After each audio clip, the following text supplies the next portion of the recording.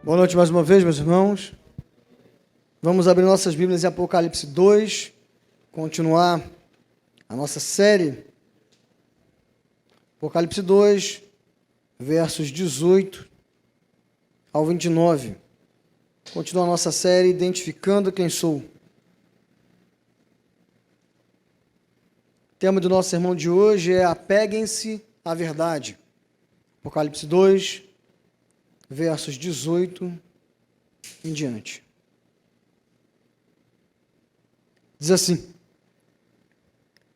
Ao anjo da igreja em Tiatira escreva: Estas são as palavras do Filho de Deus, cujos os olhos são como chama de fogo e os pés como bronze reluzente.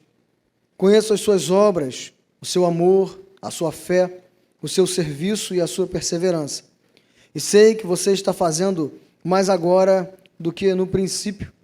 No entanto, contra você tenho isto: você tolera Jezabel, aquela mulher que se diz profetiza. Com os seus ensinos, ela induz os meus servos à imoralidade sexual e a comerem alimentos sacrificados aos ídolos. Dei-lhe tempo para que se arrependesse de sua imoralidade sexual, mas ela não quer se arrepender. Por isso, vou fazê-la adoecer e trarei grande sofrimento aos que cometem adultério com ela, a não ser que se arrependam das obras que ela pratica. Matarei os filhos dessa mulher. Então todas as igrejas saberão que eu sou aquele que sonda mentes e corações, e retribuirei a cada um de vocês de acordo com as suas obras. Aos demais que estão em Tiatira, a vocês que não seguem a doutrina dela e não aprenderam, como eles dizem, os profundos segredos de Satanás, digo: não porei outra carga sobre vocês. Então somente apeguem-se com firmeza ao que vocês têm, até que eu venha. Aquele que vencer e fizer minha vontade até o fim, darei autoridade sobre as nações. Ele as governará com um cetro de ferro e as despedaçará com um vaso de barro. Eu lhe darei a mesma autoridade que recebi de meu Pai. Também lhe darei a estrela da manhã. Aquele que tem ouvidos, ouça o que o Espírito diz às igrejas. Amém. Senhor Jesus, mais uma vez te louvamos pela liberdade de abrirmos a sua Escritura num culto público, de não sermos incomodados, Pai, pela perseguição, mas temos liberdade para isso. Que aproveitemos esse momento, que ouçamos a sua palavra, que os nossos corações estejam abertos a saber o que o Senhor quer dizer para cada um de nós. Te agradecemos, Pai, em nome de Jesus. Amém. Bem, existe uma lenda no norte do país de uma sereia chamada Yara. Essa lenda fala que ela é de aparência muito bonita, tem uma voz muito bonita e ela tem muitas riquezas. E ela no rio canta, chamando os navegantes para irem até ela. E ela encanta aqueles homens. E aqueles homens, olhando para a aparência que ela tem, para a riqueza que ela tem a oferecer, vão até ela. Só que Yara pega aqueles homens, leva até o fundo do rio e os mata afogados. E eles nunca mais são encontrados. Negra, né? Terrível. E hoje em dia, apesar de não termos esses tipos de sereias, nós temos cantos que soam nos nossos ouvidos, nos oferecendo beleza, prazeres, riquezas, mas o final disso tudo é a morte. E é exatamente esse dilema que a igreja em Tiatira estava vivendo. Eles estavam ouvindo coisas que pareciam agradáveis e que levavam a um final agradável, mas muitos deles estavam caminhando à própria morte, como o próprio Jesus diz. A igreja de Tiatira ficava na cidade, com o nome de Tiatira, e ela ficava entre dois vales, era uma região bem plana, e ela não tinha obstáculos naturais em volta. Por causa disso, ela era uma região muito fácil de ser invadida. Inclusive, era a porta de entrada de invasões antigas para aquele canto da Ásia. E de todas as 7 igrejas, essa é a cidade menos rica, a cidade menos importante. Mas por causa da facilidade da invasão, Tiatira sempre tinha uma guarnição de soldados romanos. Isso fez da cidade uma cidade muito segura, porque sempre tinha homens preparados para protegê-la. Ao mesmo tempo, ao contrário das outras cidades, como nós vimos falando, a perseguição em Tiatira não era muito intensa. A idolatria a Roma e ao imperador também não era muito intensa. O número de judeus também não era muito grande, o que facilitava ou diminuía a perseguição contra os cristãos naquela região. E, além disso, ela tinha muitos artífices, muitos artesãos na cidade. Eles eram naturais de lá. Era uma cidade muito rica nesse tipo de mão de obra. Eles tinham padeiros, pintores, marceneiros, oleiros, marinheiros, obreiros de lã, obreiros de metal. E, por causa disso, todas as pessoas de fora que tinham essa profissão iam para dentro de Tiatira, porque era o círculo profissional que eles conseguiam intervir, eles conseguiam negociar, eles conseguiam aprender. Só que tinha uma grande questão. Aí começa a entrar o problema. Por causa desse elevado número de profissionais em Tiatira, eles criavam associações, o que hoje nós chamamos de sindicatos. E cada uma dessas associações tinha o seu padroeiro, e era cada uma delas um deus pagão. E aí, essas associações, nas datas comemorativas desses deuses pagãos, comemoravam, faziam cultos a esses deuses, e todas as consequências desses cultos nessa época davam em bebedeira e em orgia, uma prática sexual desenfreada. Então, se os homens quisessem fazer parte das associações em Tiatira, logo, eles tinham que servir aquele deus padroeiro e eles tinham que estar no meio dessas orgias. E aí começa todo o problema, porque se você não se vinculasse a essas associações, você não conseguia trabalho. E, ao mesmo tempo, você era ridicularizado na sociedade. Então, além de ser ridicularizado, correr o risco de ser perseguido, você passava fome, literalmente. E aí começa a se criar um grande dilema na igreja de Tiatira. E Jesus escreve essa carta respondendo a esse dilema. Primeiro, ele começa se apresentando de forma muito firme, e ele insta a igreja de Tiatira a continuar crescendo na fé. Ele fala o seguinte: eu, Jesus, sou o Filho de Deus. Ele já dá o primeiro tapa na igreja, porque naquela região existiam alguns deuses, Apolo e até o próprio imperador, que se chamavam de filhos dos deuses. E Jesus fala: eu sou o Filho de Deus. Jesus está dizendo o seguinte: eles não são filhos de deuses nenhum, não existem deuses, existe um único Deus e eu, só eu, sou o Filho dele. E os meus olhos são como chamas de fogo e os meus pés como latão reluzente. Os olhos de fogo significam que Jesus, ele pode ver todas as coisas em todos os lugares. Não importa o quanto seja escuro, ele vê. E o que atravessar o caminho com a chama dos seus olhos, ele queima completamente. E os seus pés, como latão reluzente, provavelmente o cobre era um material de uma liga de ferro muito estável, muito durável, e ele fala que ela brilha. Quer dizer o seguinte: Jesus pisou em Tiatira, ele criou raízes ali, todo mundo vai saber que ele criou e não tem quem o tire daquele lugar. Então é assim que ele começa se apresentando: eu sou o Filho de Deus, o único, eu vejo tudo, e tudo que não me agrada eu destruo, e ninguém me tira daqui. Ele já começa assim. E ele fala para aquela igreja: eu conheço as suas obras, eu conheço vocês. E ao contrário de algumas outras cartas, isso é motivo de alívio, porque Jesus elogia a igreja em Tiatira. Ele fala o seguinte: eu sei que vocês amam a Deus e amam ao próximo, e que vocês perseveram na fé. A perseverança da igreja de Tiatira era tão grande que Jesus fala o seguinte: as suas obras hoje são maiores do que no começo. Interessante, porque geralmente na nossa caminhada, quais são os nossos maiores feitos? Primeiro, amor. Quando a gente acaba de se converter, não é? A gente pega uma espada na mão, igual Pedro, e arranca a orelha do primeiro malandro que aparecer na frente. Mas Jesus fala para aquela igreja o seguinte: aquela grande obra que vocês tinham no começo não é nada, porque a caminhada de vocês é tão contínua e tão crescente que as obras que vocês fazem hoje é maior do que qualquer obra que vocês fizeram no passado. Então, eu elogio aquela igreja por amor a Deus, amor ao próximo e o crescimento contínuo. E olhando esse texto, nós criamos uma certa crise, porque muitos de nós, na nossa caminhada, começamos a definhar na nossa fé. Quando a gente dá uma avaliada nela, alguns aqui foram alcançados um pouco mais velhos. Quando você foi alcançado, você se lembra de como o seu coração era impetuoso, o quanto você gastava em horas lendo a Bíblia, evangelizando, ouvindo músicas boas, o que é difícil hoje em dia, até no meio gospel principalmente. Aqueles que foram criados na igreja se lembram de, num dado momento da sua caminhada, Deus faz aquele chamado especial. E você passa a amar a igreja como você nunca amou antes.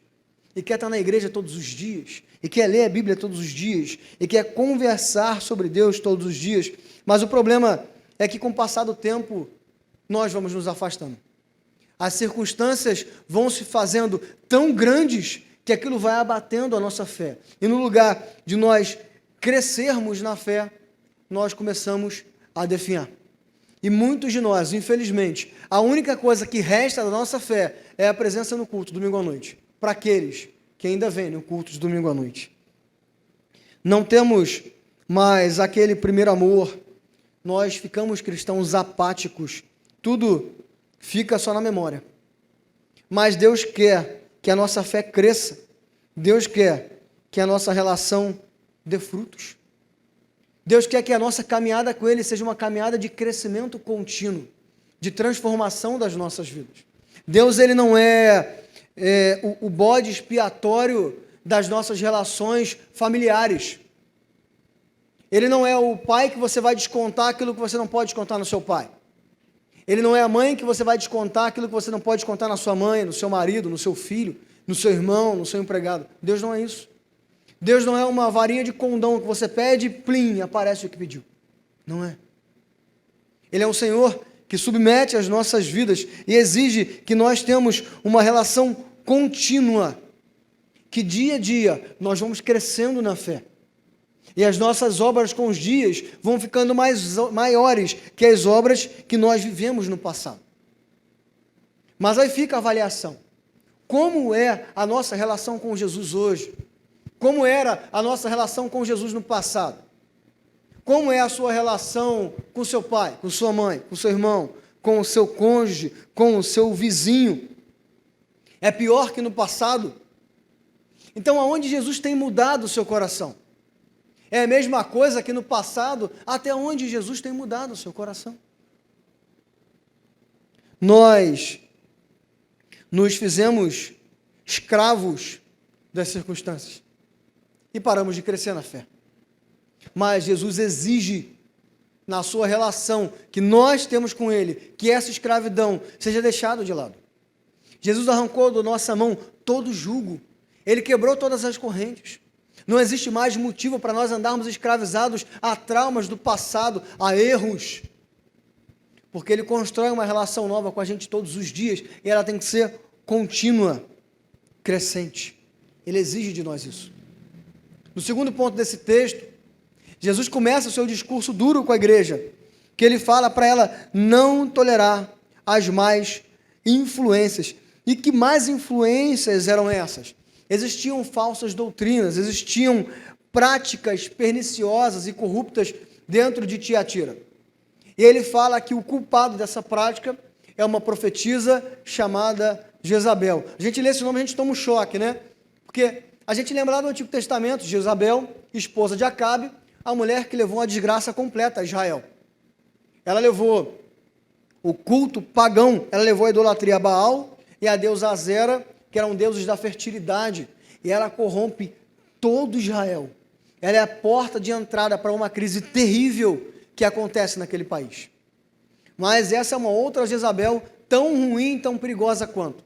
Uma profetisa que era líder na igreja de Tiatira. O que acontecia? Alguns estudiosos dizem que ela aconselhava aquela igreja o seguinte: vocês têm um dilema. Ou entrem as associações ou não entrem. Se entrar, vocês vão ter que cultuar os deuses pagãos e praticarem orgias. Se vocês não entrarem, vocês vão passar fome. Mas a grande questão é o seguinte, dizia ela: quanto mais você conhece o diabo, melhor você luta contra ele. Entre nas associações, sirvam os falsos deuses, pratiquem as orgias, e vocês vão saber de tudo o que está acontecendo lá dentro. E aí vocês vão ser crentes melhores. Era isso o que ela dizia. E Jesus fala que ele é uma profetisa. Essa profetisa não significa uma pessoa que desvenda o futuro, como alguns acreditam, ou como em algumas partes do Antigo Testamento. Essa profetisa é alguém que ensinava na igreja. Então essa mulher que ensinava essas coisas absurdas, ela era líder na igreja. Ela ensinava na igreja de Tiatira, ela tinha voz, as pessoas davam ouvido ao que ela falava, a ponto de praticarem as mais obras que ela praticava, a ponto de pregarem o que ela pregava. Mas Jesus dá um recado dizendo o seguinte: olha, quanto a essa mulher, eu já dei chance a ela de se arrepender, e ela não se arrependeu. Agora, as coisas vão começar a mudar, eu vou adoecê-la, e o termo adoecê-la é eu vou levá-la à morte. E todos aqueles que servem Jezabel, eu vou derrubá-los todos de cama. E se na cama eles não se arrependerem, eu vou matar cada um deles também. É isso o que Jesus diz à igreja. Mas ao mesmo tempo ele diz o seguinte: tirem ela do meio de vocês. Arranquem ela daí. E eu vou dar um conselho. As coisas estão difíceis. Vocês não querem entrar lá nas associações e querem uma resposta? Eu dou uma resposta para vocês. Não tem nada de novo. Continuem firmes na verdade. Jesus não fala que vai fazer X, Y, Z, vai trazer uma resposta maravilhosa, vai te falar o problema, qual é a resposta para o seu problema. Jesus fala o seguinte: continuem guardando o amor. Continuem crescendo na fé. Porque aqueles que não fizerem, eu vou descobrir. Porque os meus olhos são como fogo, e deles ninguém escapa. E olhando para esse texto, nós vemos que nós, hoje em dia, muitos, vivemos uma falsa fé em nome da tolerância. Existem pessoas dentro da igreja que dizem que praticam sim coisas erradas para que no futuro elas sejam melhores. Rapaz, eu namoro sim, eu fico doidão, eu transo com quem aparece, sabe por quê? Porque lá na frente, para eu me casar, eu não me arrepender, né, cara? Eu vi tudo que eu tinha para viver, eu não tenho do que arrepender, eu vi tudo que eu vi, lá na frente eu não vou ter crise nenhuma, então eu vivo mesmo, cara, porque para o meu futuro eu vou ser mais maduro. Tira.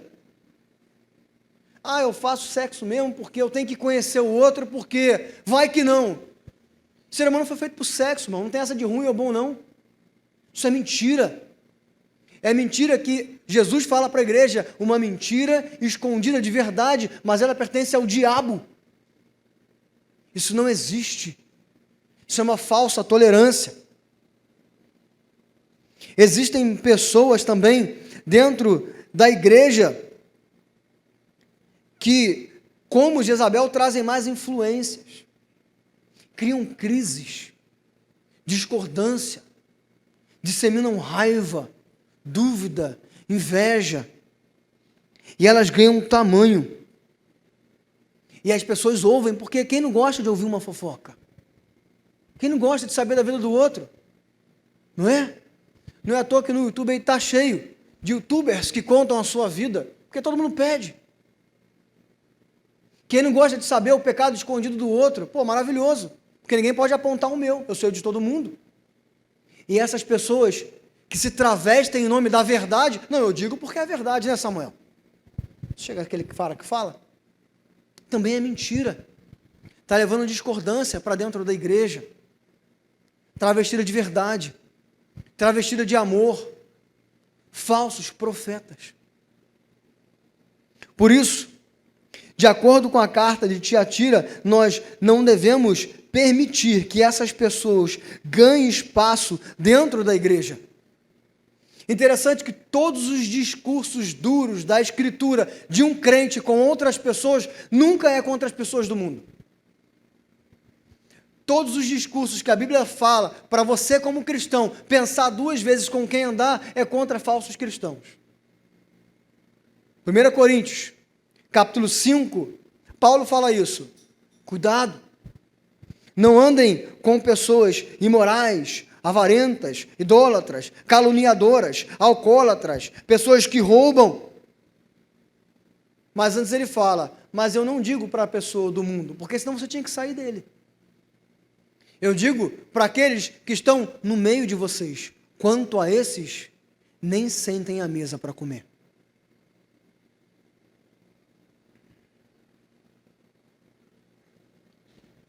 Diante de pessoas que trazem mentiras e práticas ruins para dentro da igreja, nós não temos que comungar com elas, nós não temos que dar ouvido, nós não temos que levar para frente a sua mentira, porque quando nós fazemos isso, nós estamos comungando com o que elas dizem. Tiago diz que aquele que sabe fazer o bem e não o faz, esse comete pecado. Quando nós, em nome da passividade, não vou brigar não, cara, deixa quieto, só não vou passar para frente, o fato de você ouvir, você alimenta. E é contra isso que Jesus fala à igreja de Tiatira, contra esses que levam mais práticas dentro da igreja, coloque-os para fora, não dê ouvidos. São servos do diabo. Não alimentem, não perguntem, denunciem, igreja. Corrijam. Mostrem que elas estão andando no mau caminho. A gente tem o hábito de, quando vê essas coisas, colocar a culpa na liderança. A culpa é sempre do presbítero e do diácono, não é, Beto? Sempre culpa da liderança da igreja. Rapaz, você tem que fazer alguma coisa, não viu não? Não. Quem tem óleo em tudo que é lugar é Jesus. Não a junta diaconal. Não é o conselho da igreja. E outra, agora trazendo para o nosso meio, na igreja presbiteriana isso não funciona não. Aí, ó, Diego bem fez isso, faz um negócio lá com ele lá. Está errado. Não funciona não, irmão. Você viu o negócio errado? Você é valente? Você quer que corrija? Escreve. Leva uma denúncia por formal ao conselho. Ó, eu soube disso, é um pecado grave, e eu, como cristão que sou, estou denunciando e colocando minha cara à tapa. Pode chamar o irmãozinho lá que eu falo. Aí a gente abre um tribunal. Aí você é testemunha. Quando a gente fala isso, o que o irmão fala? Não, eu não. Eu não. Deixa o irmão, então, continuar destruindo a vida de todo mundo. Para que eu? Não é a minha, né, Gabriel? Pelo menos ainda não. E por causa disso, nós, como igreja, sofremos. Porque como Jezabel e os seus seguidores na igreja de Tiatira ganhavam forma e faziam mal, essas pessoas nas igrejas locais ganham tamanho. E as suas palavras ferem o coração dos outros. Destroem reputações, abalam casamentos, frustram a caminhada espiritual de muita gente. Mas a gente não liga. Não é minha esposa, não é meu filho, não é meu irmão. Mas por causa disso, as pessoas ao nosso redor vão sofrendo, adoecendo, se ferindo, até um dia que o tiro vem no nosso pé.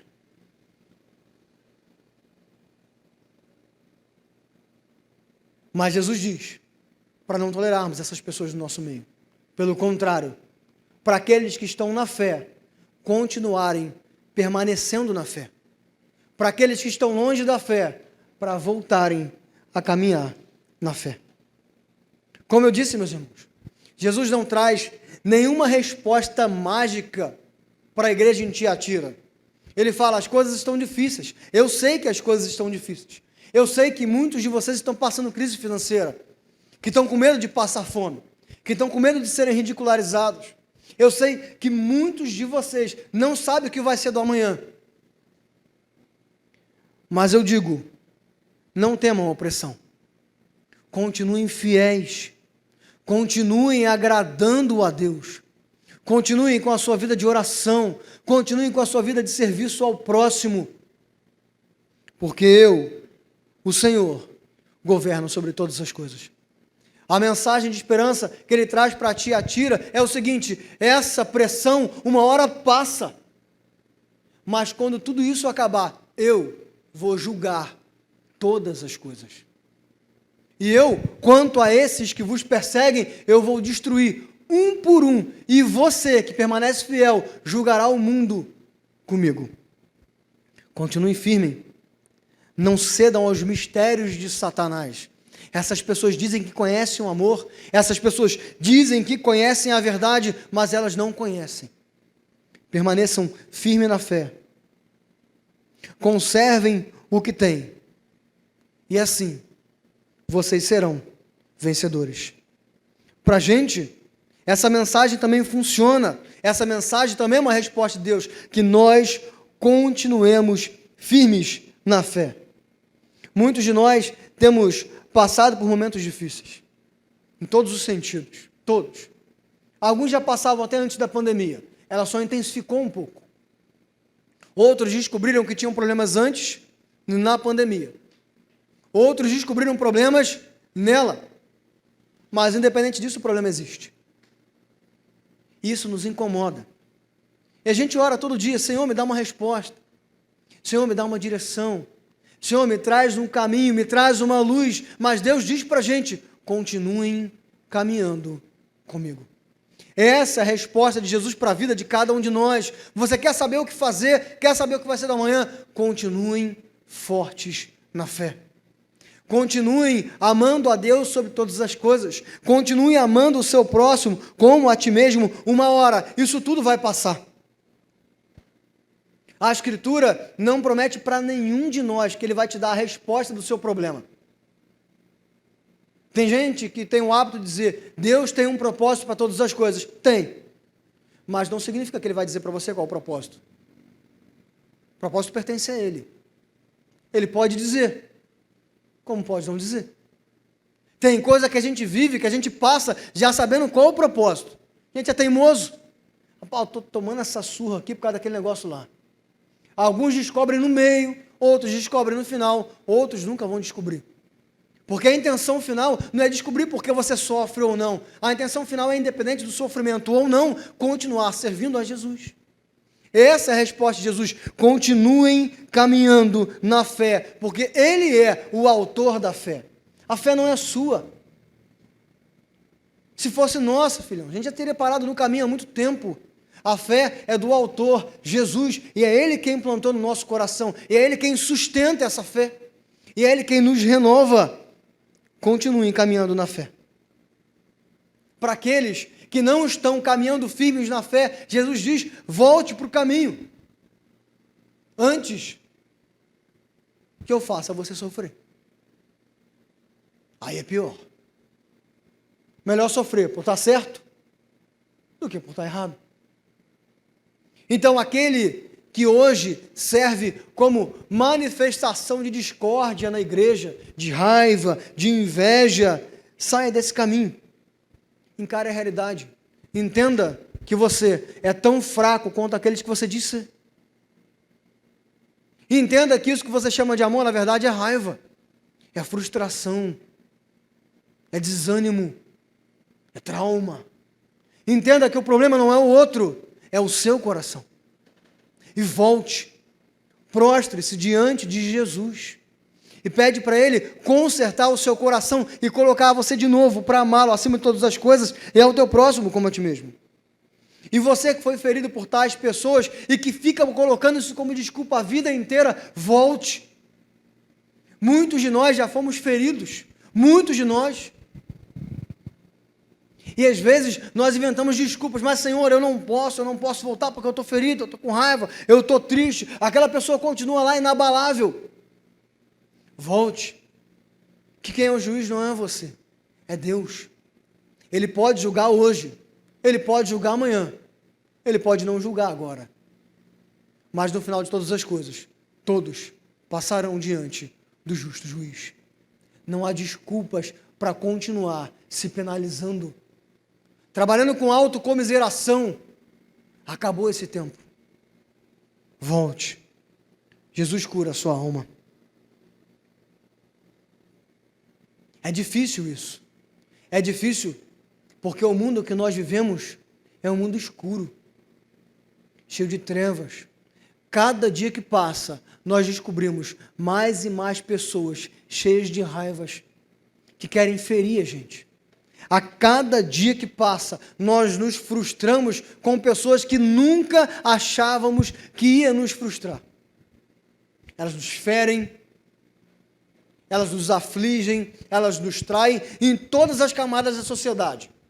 Desde o alto escalão do governo até o amiguinho que cresceu com a gente quando era pequeno.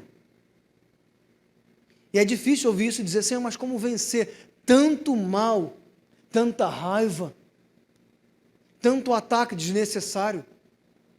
A gente consegue vencer, porque Jesus diz que a autoridade para vencer a oposição nos foi dada por meio de Cristo Jesus. Ele nos deu o poder de vencermos a oposição, o engano, a tentação, os ataques, as frustrações, e não é hipocrisia, porque o próprio Jesus passou por cima de todas elas. Chamavam ele de filho do diabo, mentiroso, falso profeta. Na cruz, desce aí se você é isso mesmo que você diz ser. Salva a gente. Ele venceu todas elas. E como ele venceu, ele nos dá o poder e a autoridade para vencer em Cristo cada uma delas. E nós caminhamos, não esperando que Jesus destrua as pessoas, mas nós caminhamos sabendo que ele, acima de todas as coisas, continua governando como justo juiz. E é por isso que ele diz, e eu vos darei a brilhante estrela da manhã. Essa estrela da manhã é o próprio Jesus. Essa vida é muito passageira, ela é muito rápida, mas existe uma convicção. Uma hora, o tempo de Deus há de se revelar, e ele vai voltar. E Apocalipse diz que ele voltará montado num cavalo branco, correndo, saindo uma espada de 2 gumes na sua boca, com o seu cavalo com manchas respingadas de sangue, e não é o sangue do cordeiro, é o sangue dos seus inimigos. Ele vai pisar cada um deles, e nenhum se colocará diante do justo juiz, porque a Escritura fala que os demônios se levantarão e marcharão contra ele, e todos serão lançados no lago de fogo e enxofre. Não tem nem batalha. É esse juiz que tem autoridade sobre todas as coisas, que virá marchando como Senhor soberano, imparável. É ele que, como estrela da manhã, começará brilhando na aurora, e não há quem apague a sua luz, não há quem apague o fogo dos seus olhos, e não há quem apague o brilho dos seus pés como latão reluzente. É sob esse juiz que nós estamos guardados. É nele que nós temos esperança. É a ele quem queremos agradar. É diante dele que caminhamos todos os dias das nossas vidas. Vamos ficar de pé? Deixa eu fazer a oração final. Vamos orar? Senhor Jesus, nós te louvamos, ó Pai, e te bendizemos, porque o Senhor tem regido a sua igreja. Que essa palavra entre nos nossos corações, e que continuemos, Senhor, te agradando, amando o Senhor sobre todas as coisas, amando o teu próximo como a ti mesmo, como a nós mesmos, ó Pai. Senhor Jesus, te pedimos também que abençoe todos esses irmãos que se dispuseram a estar nessa eleição. Abençoe a vida do Brani, do Amós, do Beto, do Everton, que eles sejam inundados pela sua graça, pelo seu amor, e que todos os dias nós tenhamos mais e mais irmãos cheios do amor de Jesus como eles. Te agradecemos pela eleição de hoje. Te agradecemos pelo presbítero Amós, que já é presbítero em disponibilidade. Te agradecemos pela vida do Brani, que eles cheguem para somar com a sua igreja, servindo como já vem servindo, amando o seu povo, Pai, com o coração prostrado diante da sua presença, cumprindo todos os dias a sua vontade, a vocação que o Senhor deu para cada um deles, Pai. E que nós possamos amar a esses irmãos que o Senhor colocou nas nossas vidas. Essa é a oração que nós fazemos. Em nome de Jesus. Amém.